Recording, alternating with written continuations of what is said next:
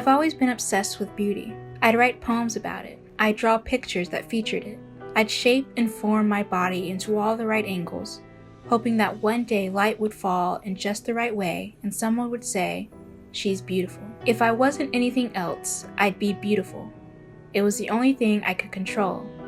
And for so much of my life, I wasn't in control of anything. Mitski once said, "If I gave up on being pretty, I wouldn't know how to be alive."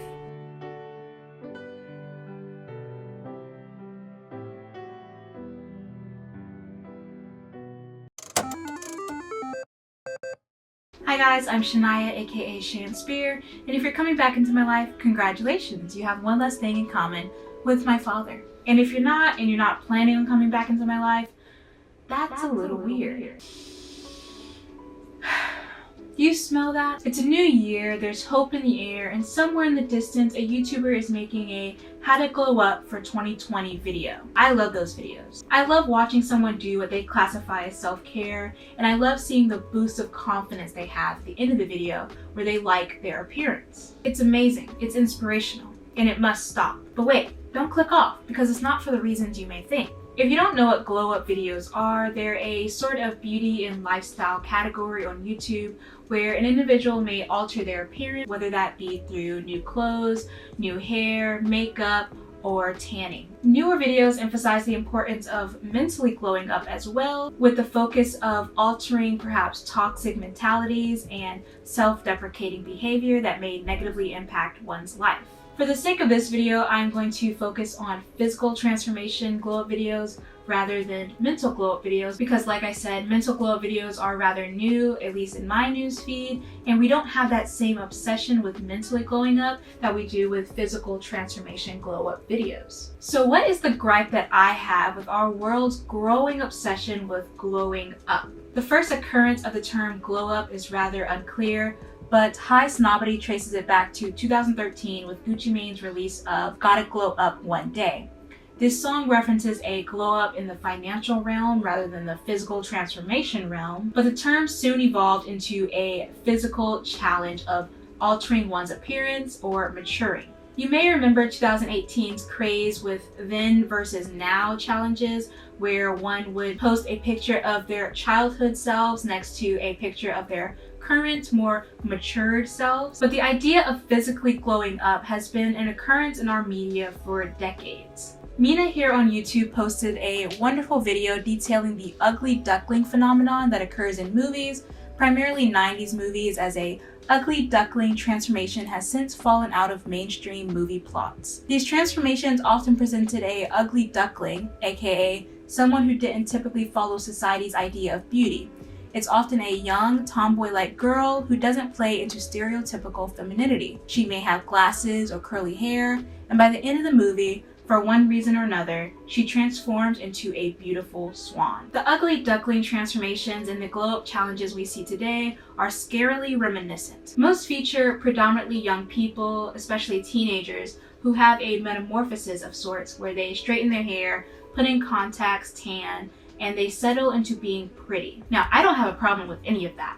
I love doing my hair, I love doing my makeup, I love dressing up and feeling confident in myself. There are times where I may feel low or depressed, and simply getting up and putting on an outfit makes me feel better. What I do find to be harmful and especially outdated is our rhetoric that surrounds the glow up. We are often comparing our childhood selves to our puberty outcomes, and we are creating a rhetoric that our childhood selves are ugly or in need of change. We buy into the idea that we need to evolve or become pretty in order to be accepted or loved. By now, we as a society understand the negative impacts the beauty industry has on women. That isn't to say that we shouldn't buy these products or we shouldn't take care of ourselves. There is an undeniable degradation of self-esteem among women, especially because of the beauty industry and beauty marketing as a whole. A 1992 study by Marcia L. Richens and Peter H. Block titled "You Look Marvelous: The Pursuit of Beauty in the Marketing Concept" explores how things such as clothing, makeup, and jewelry, quote, makes a person feel better and more attractive, unquote, because it allows us to, quote, obtain accompanying social benefits, unquote.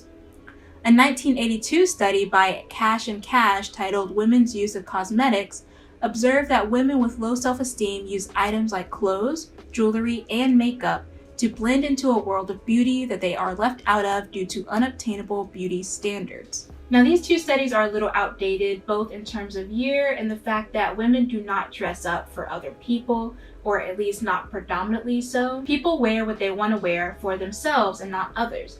But there is an undeniable obsession with transforming or glowing up in our society. It has started to equate glowing up with physically altering one's appearance. Especially among the YouTube beauty community, it has become equal to consumerism and physical alteration. I'm not saying that our desire to glow up needs to stop completely. That is a natural desire. One always wants to mature or change from the person they once were into a better version of themselves. But there needs to be a common understanding that we were not ugly as children. We were simply children. There is no glowing up from being 10 years old. You were simply 10 years old. When we put that idea into the minds of children, we are teaching them that they, as a child, are ugly.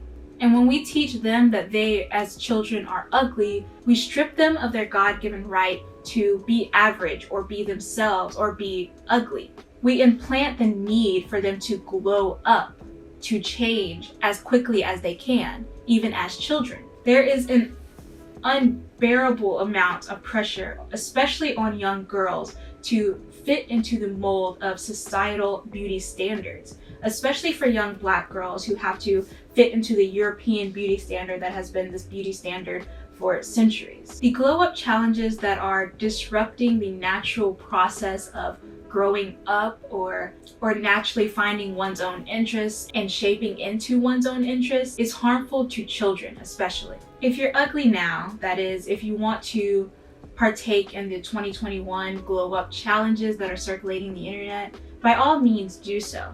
If it makes you feel better about yourself, if it makes you find happiness, I am not going to argue with you. I want you to do it if it makes you happy. But also understand that you don't need to glow up. You are not an ugly duckling awaiting the transformation into a beautiful swan. The you that you are now is the you that is meant to be here. It is the you that is perfect for this moment in time. Wear makeup, do your nails, change your clothes, change your hair, tan if you want.